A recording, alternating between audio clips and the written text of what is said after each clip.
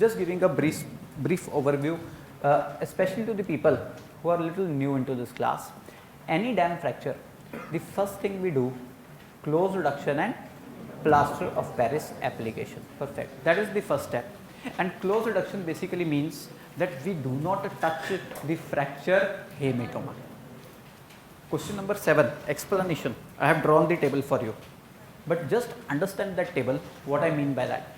Now, any dam fracture, we first make an attempt to go with close reduction so that we do not disturb the hematoma. Close reduction basically means we keep the hematoma intact. Okay, and the idea is very simple. Why not disturb the hematoma? Because the first stage of fracture healing, hematoma formation.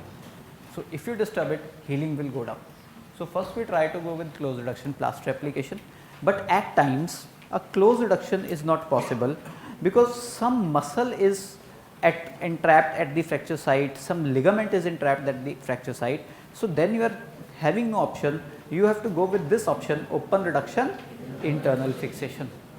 Open reduction means you give skin incision that drains the fracture hematoma, and internal fixation means you fix bone with metal placed inside the skin. Clear? Internal fixation, place metal inside the skin.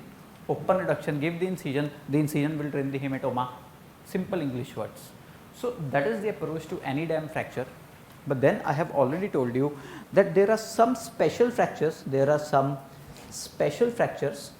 where you go with close reduction, and rather than applying a plaster, you can go with internal fixation. So, close reduction, internal fixation. You do not apply a plaster, you fix with metal, but you do not let the hematoma drain. How you do not let the hematoma drain? Because the incision that you give to put the metal, that is away from the fracture site. So, in some cases your incisions are away from the fracture site.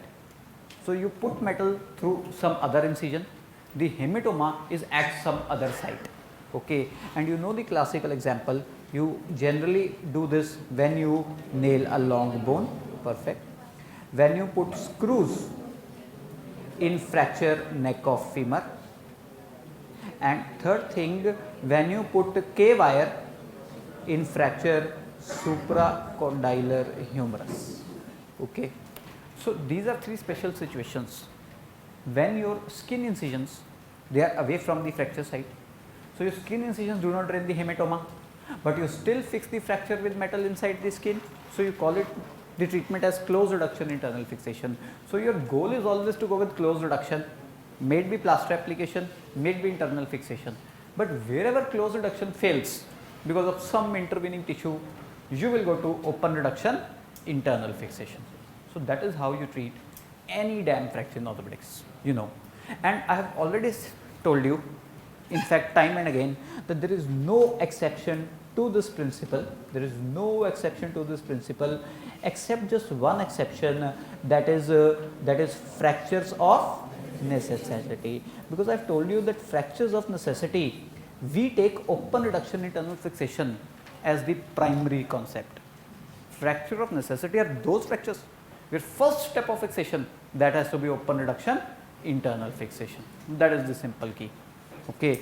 Now, in these fractures of necessity, you know, you will be covering up three things. First is intra-articular fractures, because when a fracture violates a joint, you need to give 100% reduction, otherwise you find that osteoarthritis.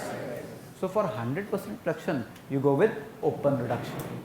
Then you know the second example, something called Glazy and something called Monteggia fracture. Now, very simple, Glazy and Monteggia, a single bone of forearm is fractured and there is overlapping of the bone, like any fracture, muscle spasm overlapping. That overlapping disturbs either proximal or distal radio-ulnar joint. So, Monteggia and Glazy, they are not simple fractures, they have associated radio-ulnar joint dislocations.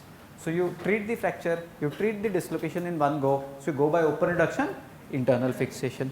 And one last fracture, that is extremely prone to non-union, lateral condyle humerus fracture. Here also you go with open reduction.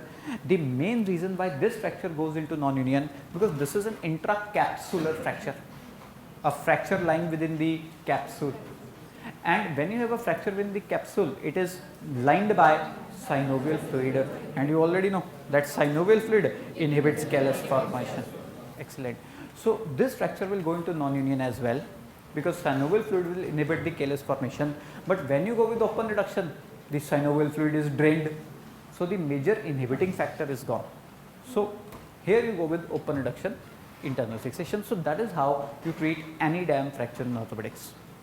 Okay, with this rule you were able to find the answer of question number 7 and question number 8.